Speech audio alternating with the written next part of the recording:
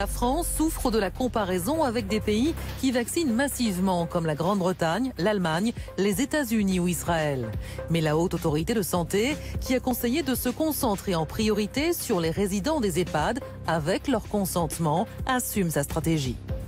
Les gens en EHPAD, c'est 1% de la population, un tiers des décès de Covid et 9 sur 10 de plus de 65 ans.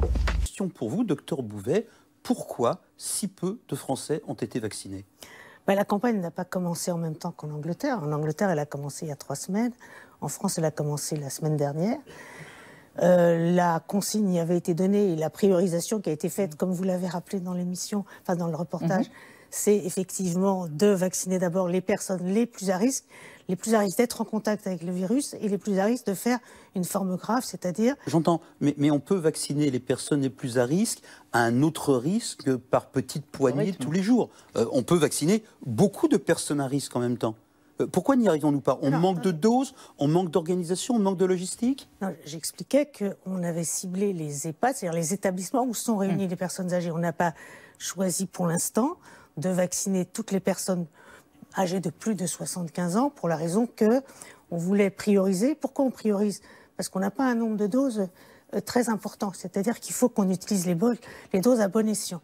Et donc on a choisi d'utiliser les doses que l'on avait en priorité pour les gens les plus à risque. C'est-à-dire 500 000 doses par semaine, n'est-ce pas? C'est ça pour revenir. 2000 vaccins, 500 000 doses. Oui, c'est ce différentiel qui interroge. Oui, mais écoutez, il faut... Voilà, moi, qu'est-ce que vous voulez que je vous dise? Je vous dis qu'on a priorisé sur les EHPAD. Les estimations des personnes à vacciner en EHPAD est normalement d'environ 700 à 800 000 personnes. Bien évidemment, il fallait que cette organisation se mette en place. Elle a probablement mis un petit peu de temps à se mettre en place. Mais j'insiste pour dire que le choix qu'on en a fait, c'est quand même de vacciner les personnes qui sont les plus à risque. Et non pas toute personne qui veut se faire vacciner. Pour prendre juste un exemple, les soignants. Aujourd'hui, si on doit faire face à une vague épidémique à partir dans les 15 ou 3 semaines, il va falloir des soignants au lit des patients. Donc il va falloir les protéger pour qu'ils soient plus actifs, parce qu'à chaque fois, il y en a quand même un certain nombre qui est touché, plus particulièrement dans les différents services d'hospitalisation, parce qu'ils sont exposés. Donc l'idée, c'était pourquoi ne pas le faire en parallèle, en différenciant certains groupes. Il faut en effet faire des priorités. On ne peut pas vacciner tout le monde.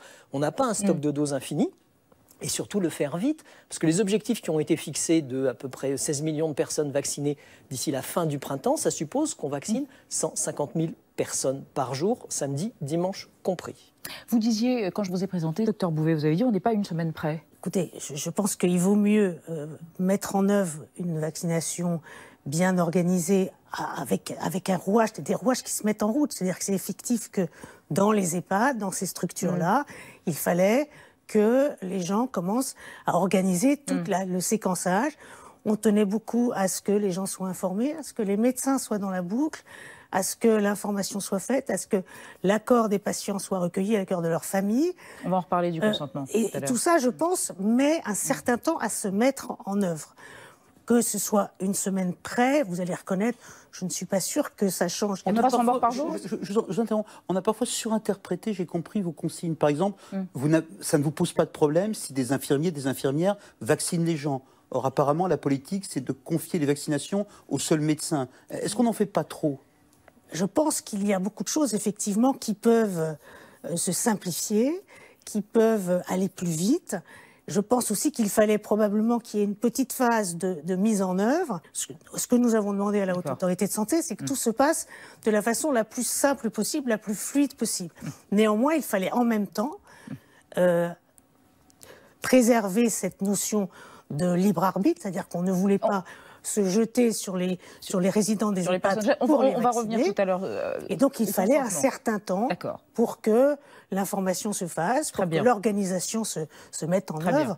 Voilà, je pense que c'est important de considérer cela. Nous reviendrons au consentement tout à l'heure après quelques autres questions. La question qu'on se pose, c'est pourquoi est-ce qu'on n'a pas démarré sur plusieurs populations et plus rapidement? Pourquoi est-ce qu'on n'a pas anticipé, par exemple, comme les Allemands, à partir d'octobre ou novembre, la création de centres de vaccination pour pas employer? C'est vraiment un concours de circonstances totalement malheureux, une impréparation, la mise en place de différentes personnes qui tirent dans différentes directions, l'absence peut-être d'un chef d'orchestre.